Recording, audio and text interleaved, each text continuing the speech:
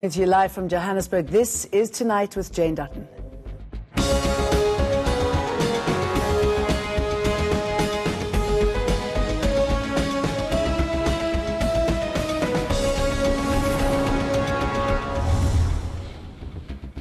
Tonight, panic buying ahead of Brexit. Locals stock up on food and basic necessities they think will disappear. Do we need to send biltong to the South Africans living there? We have a live update from London.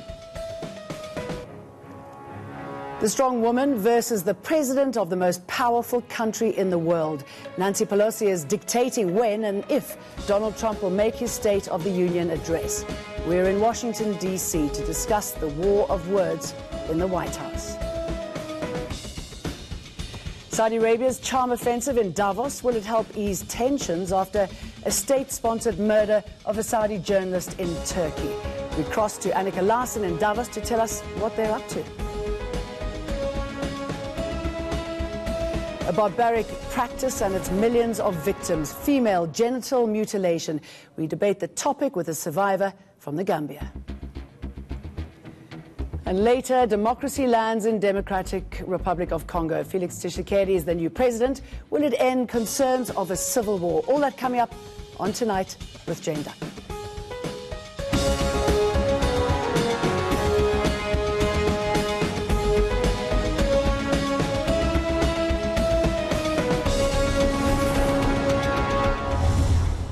Joseph Kabila's 18-year rule of Democratic Republic of Congo is over. The country has a new president. Felix Tshisekedi was sworn in this afternoon.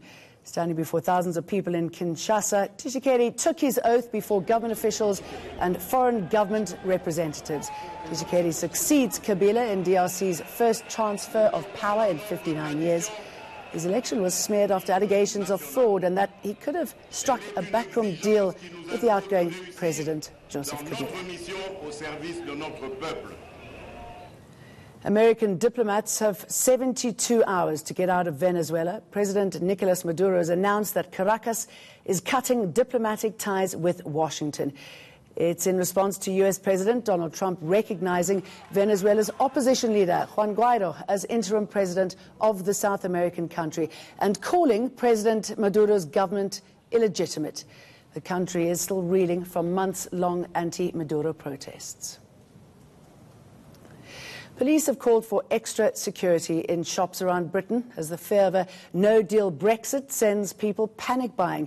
Retailers and manufacturers already warning of possible food and medical shortages. 9 weeks to go until Britain is due to leave the European Union, and there is still no deal on how Britain will trade with the EU once it leaves. For many, this means securing all they can, from canned food to dried mints and washing liquid. And the Brexit box with food rations that last 30 days is a popular choice. Our correspondent Natalie Powell joins us live from London. Natalie, we were talking here in the office if we should be sending biltong and other South African foodstuffs to people living there. I mean, what's the deal? Why are they panicking? I'd be very happy if you sent some biltong over here, definitely, Jane. But at the moment, the reason people are panicking, although I have to say there is some scaremongering going on with this at the moment, is that the UK essentially faces a no-deal scenario on the 29th of March if the UK Parliament is unable to agree to a Brexit deal that has been laid down by the UK government. And at the moment here in politics, it's very much in a stalemate. Now, the reason that no-deal scenario is possible is because essentially that is the default scenario on the 29th of March. So if a deal isn't reached, that's where it's going. And the UK government at the moment failing to essentially say no to ruling out a no deal. In terms of what's actually taking place and why that is so significant is all to do with, of course, if indeed the UK does crash out of the EU without a deal, then we end up in a situation trade-wise, where we go back to WTO, World Trade Organization rules, as opposed to being in the EU's customs union. And there are concerns that what that will do, of course, is cause huge delays at the borders. So we've got things like lorries that will suddenly need to be checked, have their cargo doors reopened and checked. If there are any offending goods in there, they will need to be removed. And in fact, Imperial College London has recently done a study into this, and they believe for every vehicle that goes through ports like Calais in France into the UK, these extra checks could mean a 2-minute extra delay for vehicles passing through. Now, 2 minutes really doesn't sound like a great deal, but if you imagine all of the vehicles that pass through those ports on a daily basis, that is going to add up, and there will be significant tailbacks that are estimated to be around about 30 miles by these calculations done by Imperial College London. And Natalie, shortly, if you will, I mean, is there still a reason for pro-Brexiteers to put their case forward? Are they still banging the drum of success here? They certainly are, because pro-Brexiteers believe that leaving the EU is the best thing for Britain, that Britain, following that, will essentially be able to form new trade deals, free trade arrangements with other countries, and that will be beneficial. But I think what we're seeing at the moment, Jane, is contingency planning and responsible contingency planning. We've got things like Tesco, the UK's largest supermarket, looking at more warehouse space, looking at more refrigerator space, more freezer space for goods to be stocked up.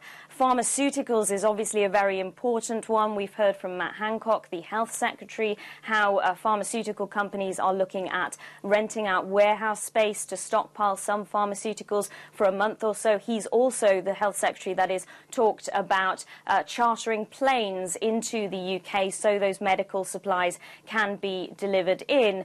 And then, of course, you've got the individuals who are perhaps panic buying at the moment. There is a lot of scaremongering going on, it must be said. And what those individuals are doing is making sure that they've got enough canned goods, enough pasta, that kind of thing, to live off for a good few months. And in fact, there's one group called the 48% preppers. 48% refers to the fact that 48% of the country voted Remain, and they are stockpiling food at the moment. OK, Natalie, thank you. Still ahead, we're live in Davos next to find out what's behind Saudi Arabia's charm offensive there, and if it's working. Then the Twitter battle over Donald Trump's State of the Union address.